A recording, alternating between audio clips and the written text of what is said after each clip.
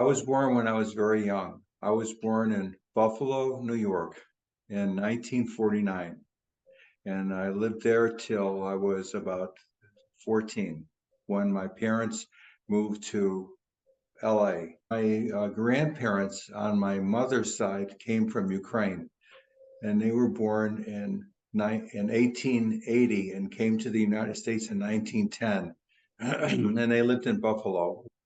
And my father's side of the family came from Titusville, Pennsylvania, and they were there for about 3 or 4 generations before my father. And my parents, my father worked at a store in Buffalo, a retail store, and my mother was a stay-at-home mom. And we lived directly across the street from public school, 66, which is where I went to grade school. I have a sister, Sharon, who is still alive, and she is about 70. And I have a brother, Stephen, who died last year. So those are my siblings. We were a poor family. So my father worked. He didn't make a lot of money. I don't think that my mother was not really happy about that. And my in-laws, I think, looked down on my father because he didn't make as much money as they did. There were times where we actually didn't have food in the house, and my grandfather and grandmothers would bring some food over. It was actually very similar in some ways to the circumstances that my wife Diane grew up in. I had two parents, but they argued a lot. My father and mother were Jewish, as were all of my mother's and father's siblings, but religion was never a big part of their lives. Yeah, are there other things, maybe in particularly in your childhood, maybe youth, that made you feel most alive? When I was about 10 or 11, I took a big interest in classical music, and I used to ride the bus to the library in downtown Buffalo and listen to different types of classical music, particularly Rachmaninoff, which I still like to this day. I first saw Diane in 1971, and I saw her sitting alone in a plant physiology laboratory class. I didn't actually meet her for another year. I found her very attractive, but I didn't get to see her till the next year when I was late for my lab in genetics class, and Diane was also late. And this professor said to me, "Who is your lab partner?" And I turned around and Diane was there, and I said, "She is." That did not endear me to her, but she became my lab partner, and over the months we really got to know each other. So then 1971, when she turned 21, and then right around that time she met me, and we started dating after a few months of being lab partners. I could tell from being around her every day that she was really an outstanding person. Of course, she was very pretty, and she had a she was very nice. Everybody liked her. Nobody had anything bad to say about her. And she was very conscientious about her work. And I have to say, I probably did take advantage of her. And she did a lot of the what's called scut work in the genetics lab. But she was really fun to be around, and was great company to go out for dinner. She, we both shared a love for natural foods and whole foods, and also Mexican food. My education, I went to 1 year of high school in Buffalo, New York before we moved to LA. And then in LA, I ended up graduating from Hollywood High School. But while I was in high school, I was in the ROTC, and I wasn't particularly an academic star in high school. I did a lot of reading on my own. While I was in ROTC, I also joined the Civil Air Patrol, and we flew out of Van Nuys, California at the airport. Uh, After I graduated from high school, I joined the uh, Air National Guard, and I was in there for 6 years. I became a flight engineer.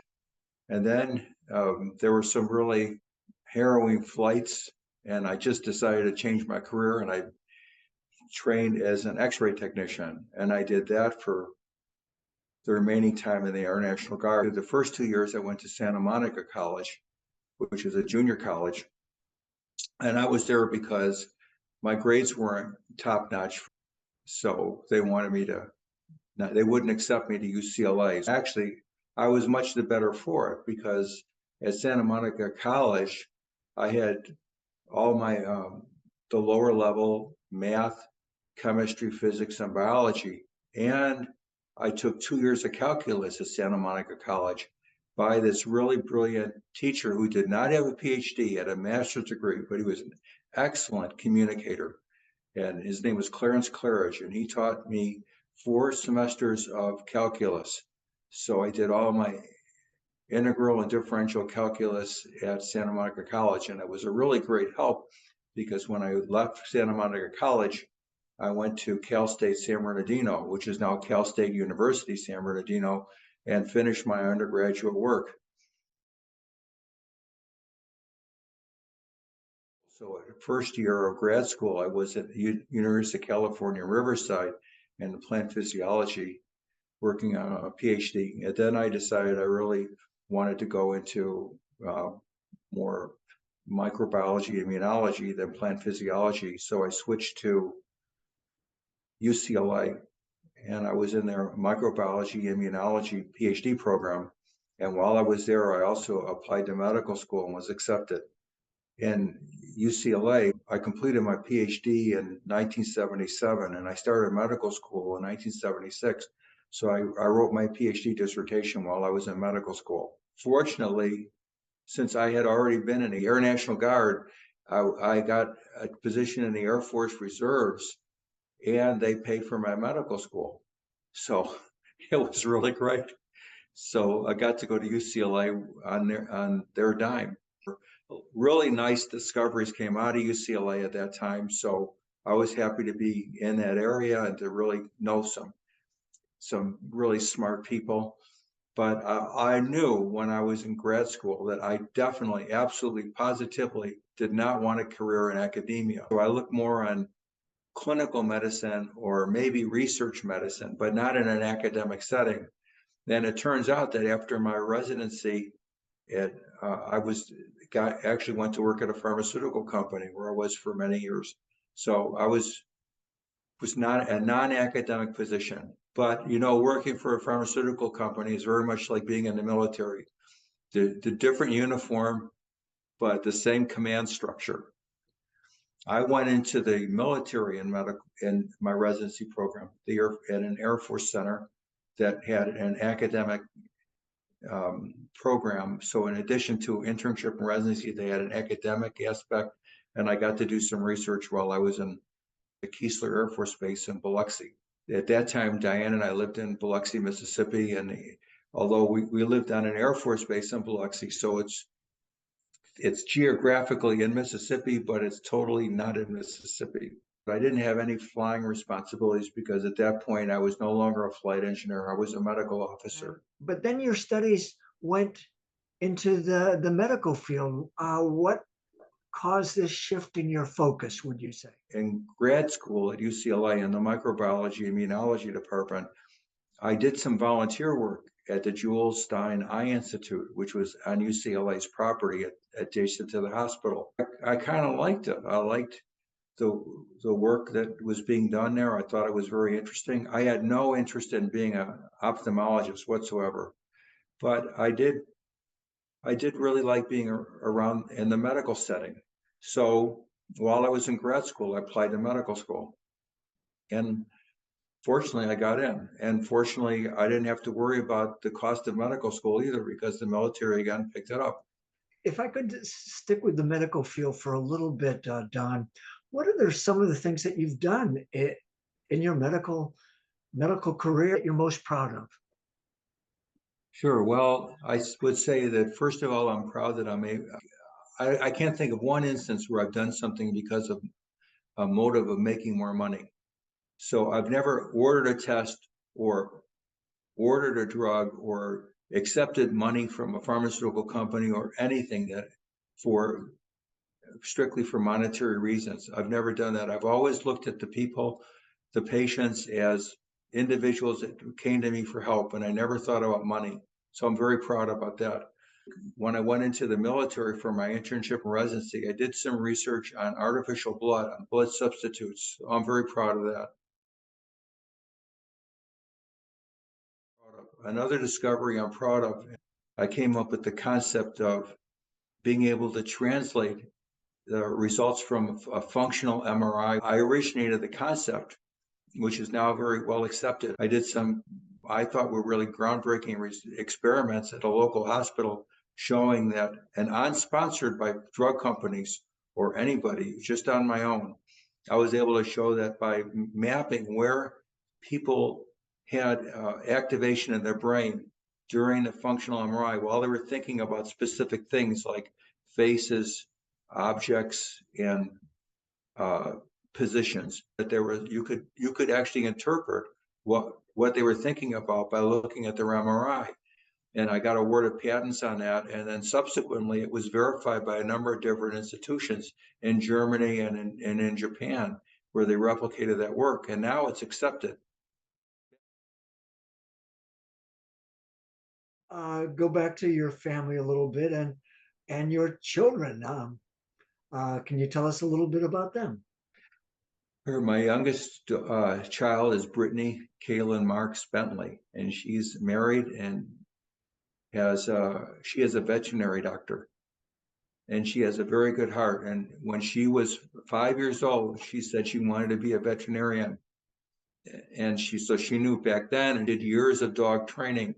But even back when she was 5, she had this like uncanny ability to communicate with animals. And she and her husband live in Aurora, Colorado, and she makes a really good contribution to her community because she cares for the welfare of the dogs that she's entrusted.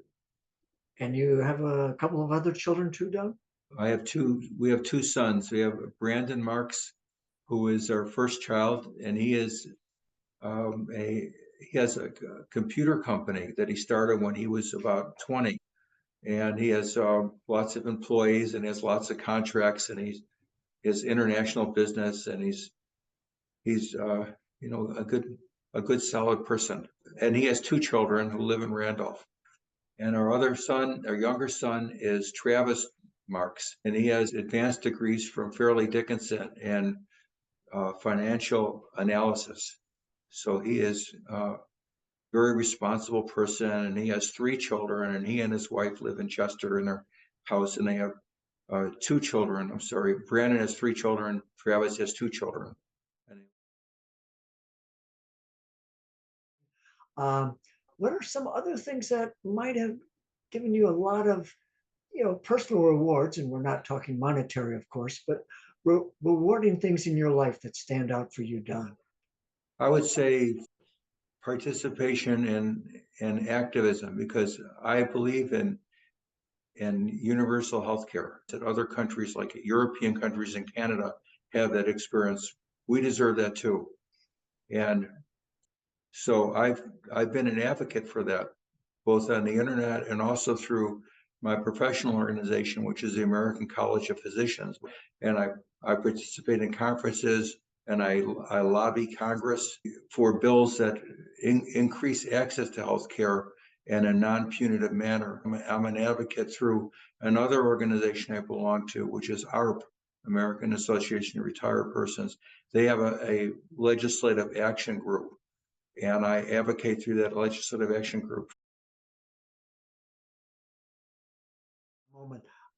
Along with writing a number of scholarly medical uh, pieces, Don, you also do some novel writing. Can you tell us some about that? I have written a lot of non-medical work that's not fiction. At least I would like to say it's not fiction. Almost everything I've written is in a peer-reviewed medical journal, so my peers have reviewed those articles and said they're good. And so I write medical fiction, and I've written four large novels, all of which take place officially in a place called Haven, New Jersey. But in actuality, they take place in Denville at the hospital there. People that know my circle of friends will recognize some of my novels, they'll recognize somebody's house or somebody's living room or somebody's the street that they're living on. Vera Martina lives on a street right across from the Rockaway Mall, so some people will recognize that place. But they deal. They're very immersive novels about bad doctors that do bad things. They're all on Amazon, and also have a book of poetry called Transit States, which is also on Kindle and Amazon. You're still working 3 days a week, right? Right, I do. I work 3 days a week at a clinic in Denville and Newton. I see patients that have addictive disorders, and I'm the prescribing doctor for their addiction medicine, and I also do their general health care. So, but I do spend a lot of time reading and also thinking. And I haven't written any new novels in a few years, but if I come up with a great idea, I may go back and do it.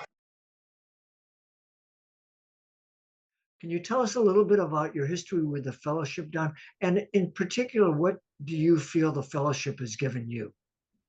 Right. Well, we've been involved in the fellowship for about 30 years, close to 30 years, because we were in the fellowship during the Paul Ratzlaff years when Paul Ratzlaff was the minister. And then we left around the time that Paul Ratzlaff left, maybe 25 years ago, I guess. Diane and I moved to Birmingham, and we were there for 14 years. And then we moved back to New Jersey about 14 years ago. And we rejoined the Morristown Unitarian Fellowship at that time. What it's given me is it's given me a chance to participate in those aspects of my life that I think are spiritual, dealing with the mystery and the uncertainty and the unknowingness of a lot of life. So being a Unitarian Universalist allows me to rejoice in the uncertainty of nature without the dogmatism of religion. Universalism, Unitarianism, there's some very straight set out tenets of our beliefs. And I think that those beliefs are pretty good. And if you can incorporate those beliefs in your life, Unitarian Universalism can give you a really good life for you and your loved ones and your children to live by. I talk about this in one of my non-medical writings. If you go onto the internet and you search Donald Harvey Marks and then put personal blog site, it'll take you there. And then you can see my article on what I haven't told my family about the meaning of time. Because in that article, I talk a lot about UUism and what exactly it means to me and how it helps me deal with uncertainty. Is I'm okay with uncertainty, but a lot of people I know are not okay with uncertainty, and they refuse to believe that they're uncertain. I say it's not true that there's a lot you can be uncertain about, but you can be okay with uncertainty because it's part of life. I'm looking for a quote that I wanted to read to you about this, and this is a quote from the Dalai Lama. That the Dalai Lama, when asked about what surprised him most about humanity, he answered, "Man surprises me most about humanity because he sacrifices his health in order to make money. Then he sacrifices money to recuperate his health. And then he is so anxious about the future that he does not enjoy the present. The result being that he does not live in the present or the future. He lives as if he's never going to die, and then he dies, having never really lived." And I don't want to be that person. Being in UU allows me not to be that person. Would you add anything of your own life lessons that you would like to pass on to future generations or even current generations? First of all, you can't live life alone. So to all of those people that are listening to this and they say, I'm a strong person. I have everything I need. I have money. I have property. I have a powerful position. I have my health and my youth. You can't do it alone. You need a strong person to walk the road with you. Secondly, is you need a set of principles. Okay, and you may not actually find that set of principles at a young age. It may be something you develop with, but being in a UU can help you because UU has a very strong set of principles which are actually very obvious and easy to apply. You have to avoid addictions. So this means addiction to money, of course, and to addiction to um, drugs and alcohol, but it also means addiction to power and addiction to hate, right? Addiction to whatever it is that is self-directing. You have to avoid those addictions. So those are the main points that I want to make. You have to realize that life is uncertainty and that life is going to end for you. And eventually we're all going to be footnotes in history. And most of the time, people are not even going to talk about us a year or two after we die, possibly even sooner, depending on how liked or disliked you are. So don't think of yourself as so important that nothing else can live without you.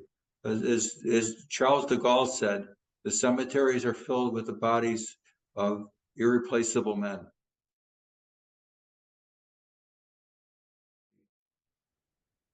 Family is the first. The second, maintaining my health, is a second concept. So being with my family, maintaining my health, contributing to society as best I can, and knowing when I've done enough and when I can't do more, which are other things to know, right? Because you may think you're capable of things, but you're not, or you're not essential. So knowing when to fold and knowing when to move on is an important thing. And not, I don't know if this could be number 5, right? Is trying not only to try to leave everything better than when you got there, but trying to leave your relationship with other people so it's copacetic. And I've watched the other Odyssey videos in this series, and it's always so impressive to me how people have made such really great contributions in their life and influenced and touched other people. But it goes back to one of my points, is that we're not alone. Every one of the men and women in Odyssey has had many people touching their lives. We're like roots of a tree where the roots spread out and touch all the other trees and plants around them, and the soil and the air and the water, and we're all part of a bigger ecosystem, right? And so if any of us think that we're absolutely important by ourselves, is nonsense. We should revel in our abilities and be comfortable in our inabilities.